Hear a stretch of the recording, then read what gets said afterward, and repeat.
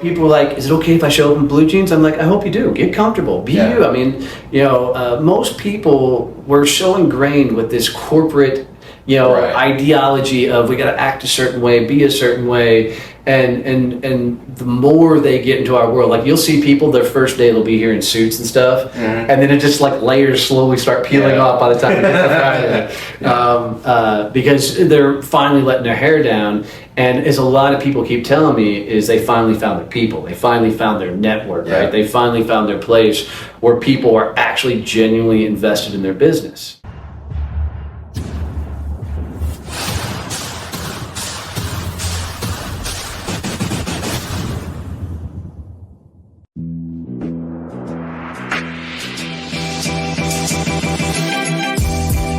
Great experiences build great leaders. Great leaders build great teams. This is Building Great Sales Teams.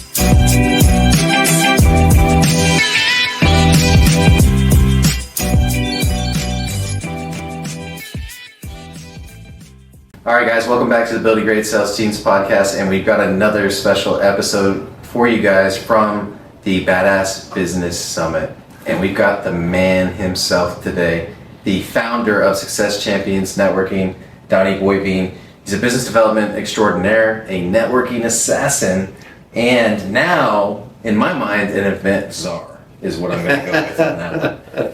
So, that's a new one. We're here at the summit. Some people can't even pull off one event, and this is your fifth year. How's it feel? I'm actually really proud of this one. Over the years, you pick up things as you go along. Like I see the pictures of my first summit, and what's funny is there's a banner out front that says Badass Business Summit. That was the first banner I ever had for my summits. That was the only thing we had in the room. We had a stage and that banner, right? And just folding chairs. We didn't even have tables. So to see going from that to where we are now, the drapes, the lights, the audio teams and everything, it's really, really cool. Dude, that is the biggest media table I've ever seen. It is huge, and there's so many buttons. I just want to go press them all. I wouldn't recommend it, but might piss you off a little bit. Yeah, for sure. But that's I want it to be a show that people are talking about from generations on, right? For me, I went to so many summits, so many conferences that were just note-taking fest, and you didn't really get any value out of them. The whole dynamic for this, man, for me, is I just want people to work on their business while they're here, so when they walk away, shit's already rocking and rolling for them. Yeah, you recently just spoke at my first event, and that's my biggest takeaway. I want it to be more workshop style. I want to put a literal book in front of them and make them create these templates that I build sales teams on. And you did a great job at that. Obviously we've got some more members from that and some new ones coming in. Hopefully one of my other clients visiting today to get membership as well. And so in your mind, so you have the SCN, right? And do you do consulting yourself too? Not anymore. I used to. Just hyper focus on SCN. SCN and then the summit. So we've got the Badass Business Summit we do every year. And then Champion Summit, that's when we take around the U.S. We just did one. But we keep that one small. It's a half-day event, 50 people. We just try and keep that one laser targeted. And we use that one to help some of our bigger chapters promote themselves in the area and grow their chapter. So those are fun because we'll go into the chapter itself, pick 4 or 5 of the members, and they're the speakers. And then I just anchor it with a keynote. Beautiful. And so, I did my first event, and it was about just doing the event. Right. Marking that off. Yeah, but you profited on your first event, dude. That shit's unheard of. Yeah. So that's awesome. So for me, it was just about doing it, but this is your 5th event now. I got to believe you got a scorecard that you want to hit afterwards. So walk me through, what does that look like? Is it about membership? Is it about getting more sponsors for next year? What does that look like for you? So I was just telling Stevie, I want a room of 10,000. Like, I want the Monster Conference that's filled with, like, the people we have here, right? So the people that are focused on mid-market.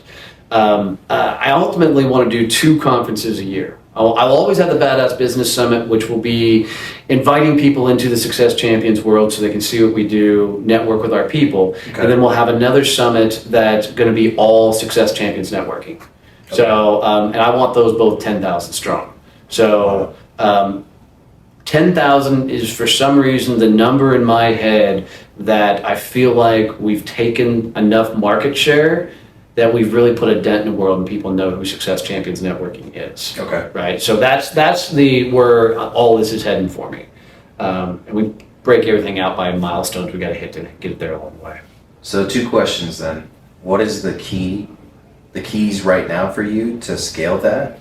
Because I think this event, you said 130? 130, yeah. Yeah, 130 tickets sold. That's not including, all the other people, participating too.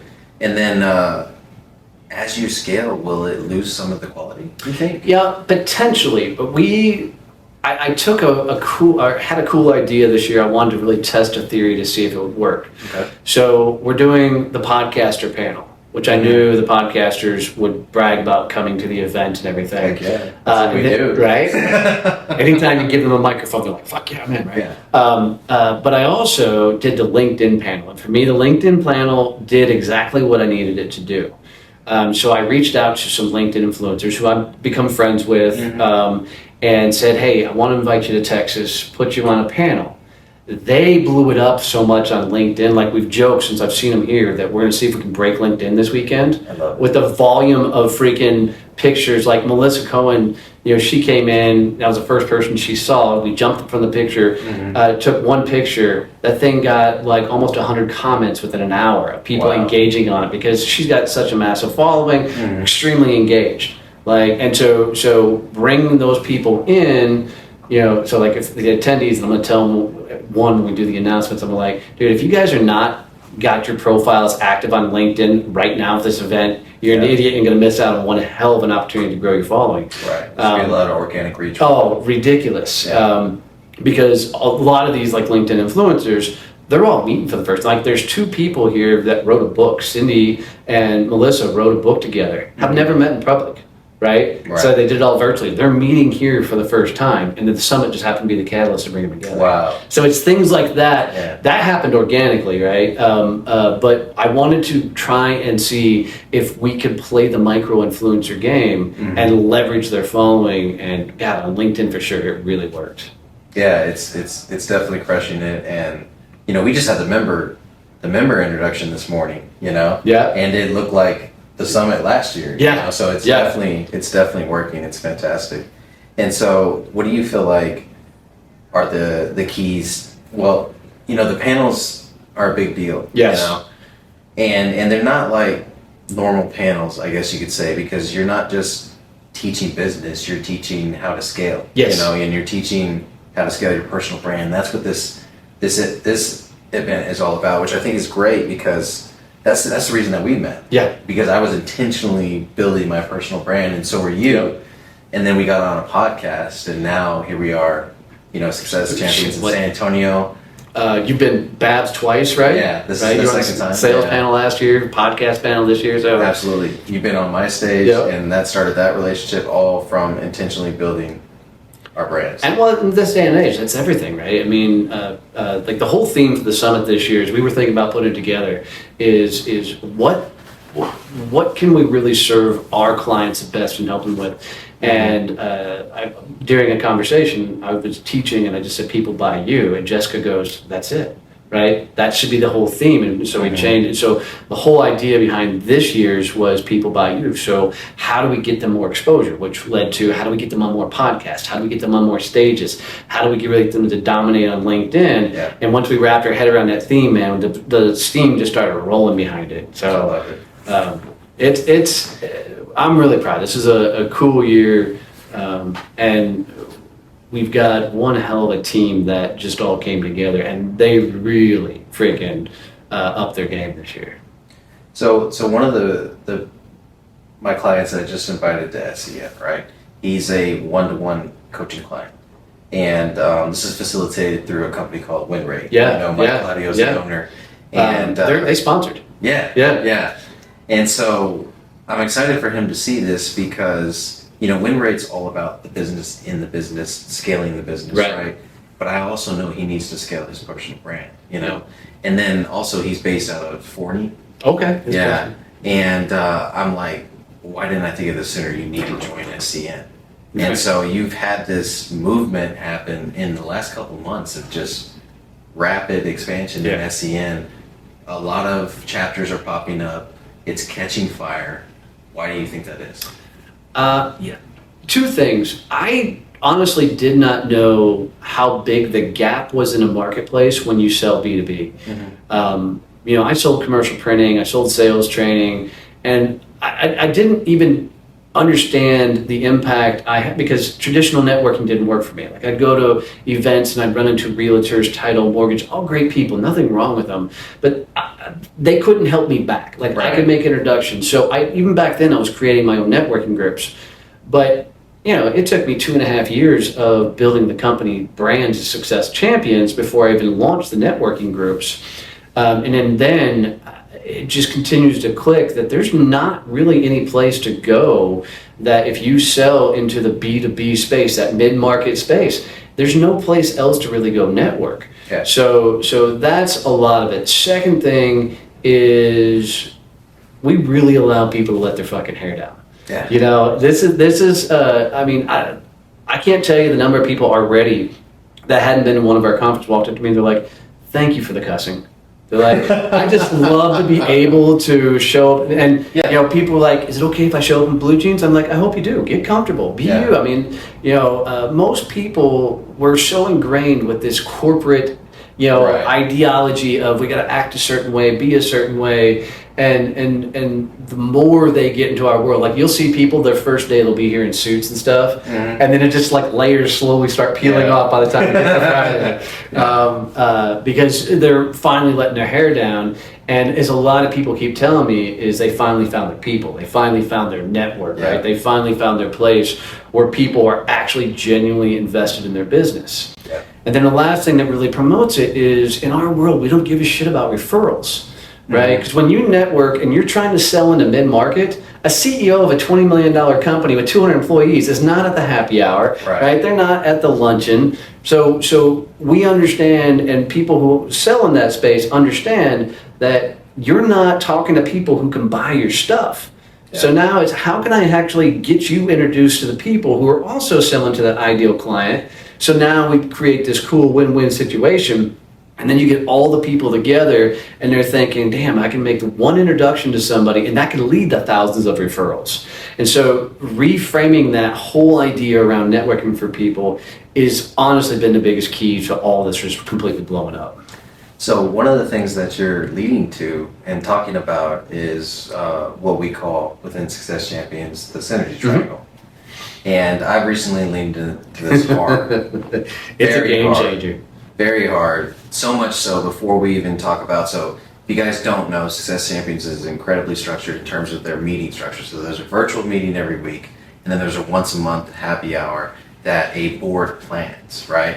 And so part of this meeting structure is members we need section. Basically letting everybody know, hey, we need these kind of members. And you would think this would just be like random ones that, oh, that would be nice. No. So the way that it's designed is there is, for every person that's in SCN, they have 3 people that they know are fantastic referral partners for them. And those are the people that we want to bring into the group so everybody can feed off of them. But every now and then what happens is there's 3 members, right? And then there's just one person in the middle. And that person recently, for us, has been, in our chapter, Alamo City Entrepreneurs, has been a bookkeeper. And I have been messaging every bookkeeper I can find in San Antonio on LinkedIn, and we finally got one. Oh, that's and right. She's applying today. Oh, that's right. Her name is Erin Hawes, and it's kind of wild because she's actually a college friend of my wife's. Oh, look at that. And so she came in, she visited our chapter. She had a fantastic time. I didn't even realize it at the time. I think who was visiting us? One of the guys from the DFW chapter. His name escapes me right now. But he was like, man, it's crazy to see you, Doug, leading all these women. And I looked around the room virtually, and it was all women. And I'm like, what did I do to myself? You know what I mean, at first. But they're getting shit done, Yep. Yep. And it's been really eye-opening just leaning into that synergy triangle that you guys teach. It's dynamically changed. Like, people were taught networking to look for their end user client. So what people typically do is they say, I sell telecom, I'm looking for somebody who needs phones. Yeah. I sell websites, I'm looking for somebody who needs a website. Right. But as soon as you say that, everybody's mind goes blank. Because in that moment, you're not going to think of anybody who's looking for a website. Yeah. Right? Yeah. You're not proactively trying to sell somebody else's business, right? So if you understand that there's other people that sell to your ideal client, instead of saying, I'm a website company, I'm looking for somebody who needs websites, say I'm a website company, but I'd love to meet an MSP, telecom, other people that are in active conversations that are going to run up against people who are looking for websites. And once people start saying, instead of, do you know what I need a website? They start saying, I'm looking for an IT company. I'm looking for a telecom company. You're watching the meetings, the feed. People start going, oh, I know so-and-so here. I know so-and-so here. Yeah. And the introductions just start flying. And that's what blows people away most times. They're like, I've never been anywhere where people just started introducing me to people. Yeah. I'm like, because it's not a referral. We're trying to get you introduced to that person that's going to give you all the referrals. You just got to make it easy for us to do that. And we've all been trained by Donnie to say, who would you like to be introduced to? 100%. No, we had one the other day. Melissa, she does commercial real estate. Yeah. And she just closed on a $5 million property for one of her clients. And it came from a Facebook comment. It came from a Facebook comment that I posted and tagged her in, like, hey, Melissa can help you out because I had one of my friends looking for property in San Antonio. Oh, that's right. Yeah, and this is like 6 months later. Right. But it was just so cool to see it come full circle. Yeah. It's why, and that's the wins you get to see is you start paying attention more. Like, I have a knack for putting people in boxes, right? So people own space in my head in different categories for what they do. Like, if anybody ever to say, I'm trying to figure out how to build my sales team, you get the call every time, right? Because you just own that space in my head. And so that's what I want people to think about is, how do you own that space in somebody else's head? And the way you do that is, you bring them on the show, you bring them on your stage, right? Yeah. You make introductions for them, you do cool things, so you become the person that owns that industry seat or that ideology in their head. So, if you're a telecom company, and for telecom companies, MSP IT companies are great referral source. So how do you become the telecom company for all the MSPs? You figure out who the hell they need to be introduced to, and you start opening up doors. And if you become the person that introduces them to the right person that gives them all the referrals, you own that real estate in their head, and that's how you continue to start feeding your business. What's tough is we're completely reprogramming people how they were taught how to network, right? Because this is just not how it's typically taught. So it's a horrible business model to sell something that you've got to actually teach somebody how to do. You're supposed to sell things that people naturally get, right? Yeah. And we're going against the grain at that because I know if they can wrap their head around this concept, their business will exponentially grow if they fully embrace it. Yeah. Well, and in a world, it is against the grain. Yep. Because right now, business owners are being taught, to market to the millions. Right. Instead of, and I love Rob Collins' answer about legacy before this episode that we're shooting now. He was on the show just before, and he was saying that he's just hyper focused on his small town and making an impact there. It's huge. And he's going to make so much more of an impact than the people that come on the show and say, hey, I want to impact the world in this area. Right. And it's like, that's so wide, And so what you're talking about is building, even if you just build that synergy triangle, those 3 people that sell to your customer, that are that you rent that space in their head like you're talking about, I mean, that's going to be easily 3 referrals a month. Yeah, because you think about it this way. If you're a telecom company and I introduce you to MSP, you both are small businesses, probably doing under $500,000 in revenue, right? Probably both sitting on 7-8 employees. Like, you're not ideal clients for each other, right? But you're both going after the mid-market company, right? So if you think about it, if I make that introduction and you both have 40 to 50 clients, you literally can build a relationship where you're just sending stuff back and forth nonstop, right? And then every time you land a new client and you hear about they're looking for something else, you're like, oh, let me tell you who my guy is. Yeah. Right? And in the blue collar world, like if I ever went back into the blue collar space, like if I did HVAC again, I would 100% build a starting lineup of, I would have my roofer, I'd have my window guy, I'd have my painting guy, I'd have my plumber, right? And every house I'd go to, I'd be like, hey, when's the last time your roof was inspected? When's the last time you thought about painting your house? And I would become a freaking referral machine for my guys because I would purposely go out and bring them up. And that's what we're trying to do in the B2B space. So what are your thoughts on this, right? You know, in terms of a referral partner program, an intentional one in gaining these referral partners, right? A lot of times, you know, your business, you might gain multiple referral partners that do the same thing. And so, you know, just to make it, you know, relationship, yes, you sent me a referral, or you sent me a referral, and that's a great relationship builder. At the same time, what about paying a commission on the referral? I've never been big on it, and here's why. Most people, one, they're not going to go sell for you, and if I have to incentivize them, there's a reason they need the money, right? And it's usually because they're not out kicking enough tires on their own to grow their own business. So for me, I always try and pay in referrals back. Okay. Right? And what I've found is if you're B2C, the referral programs work really, really well.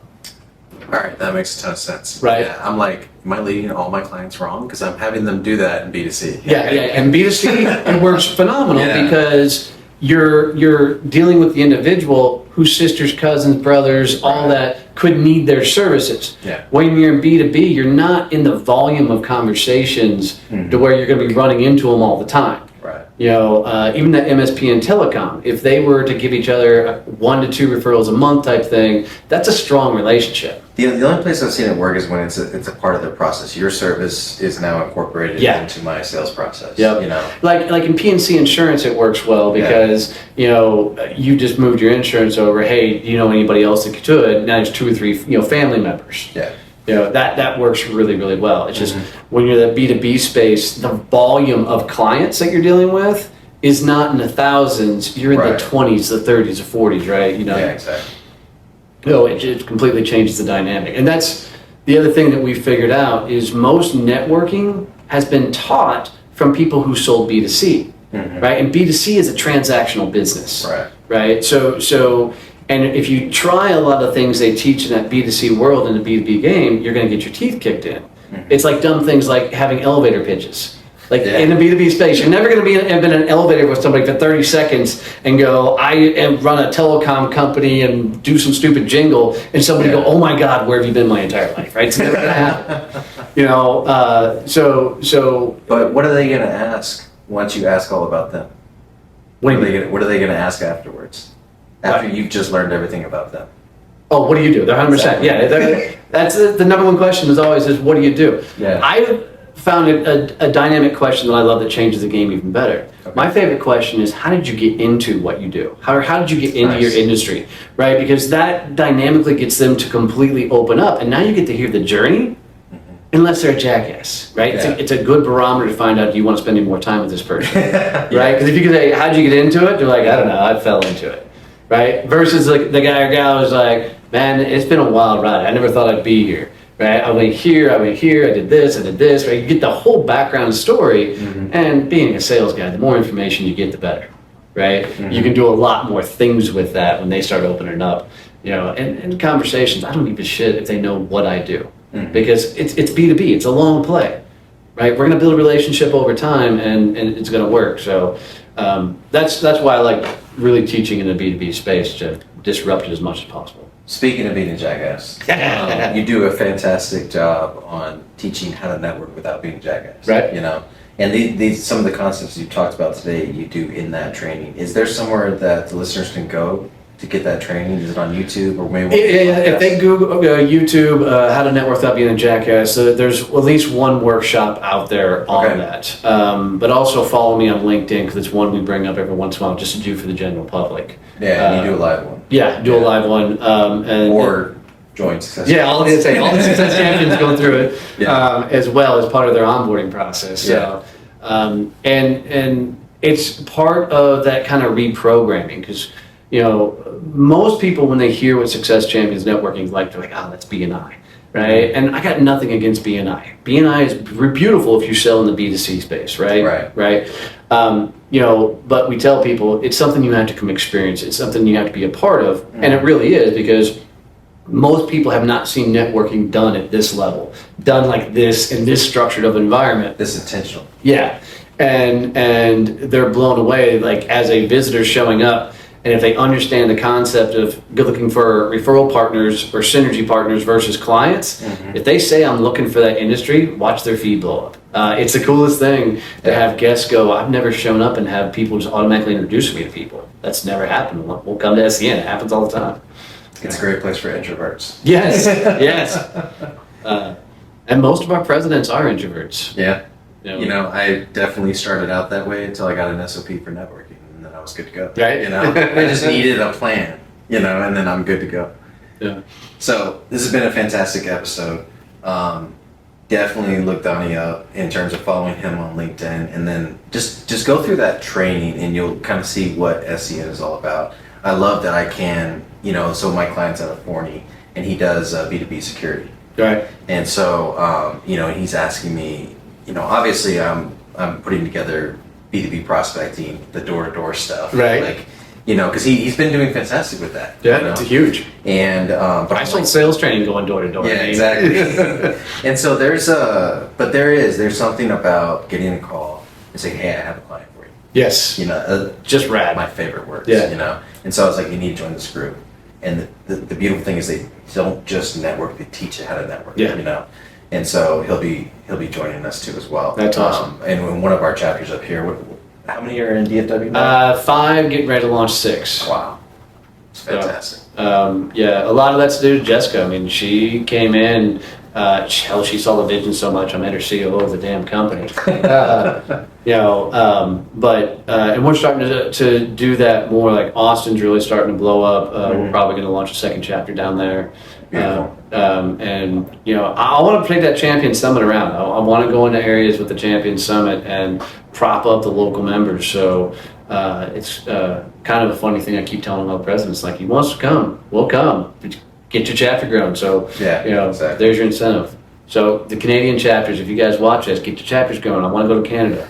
I want to go up there. No, that's awesome. Well, first I want to congratulate you. It's already started off to be a great summit. Thanks, it's your 5th one. Even more rare than, after 7 podcast episodes, most people quit, right? Right. After one event, most people quit. Yeah, trust me. And then forewarning, if you're thinking about ever doing an event, just don't. Just don't. Unless you're a masochist. Yeah. You're good to go. You're good to go. Donnie, I appreciate you coming on the show for the 3rd time now, I believe. And it was a great episode. My honor. And guys, as always, if you made it this far in the episode, take a screenshot wherever you're listening to this. Post it out on social media. Tag me in it. Tag Doug in it. We'll see it. We'll comment on it. But, growing a show, it's a tough gig, right? So, but you liking this episode or any of his other episodes and putting out there on social forum, let them know this is the content you're looking for. This is the kind of things you're trying to listen to. And it really helps him grow his following. Thanks for having me out, dude. Appreciate you, brother. Absolutely. Let's get building.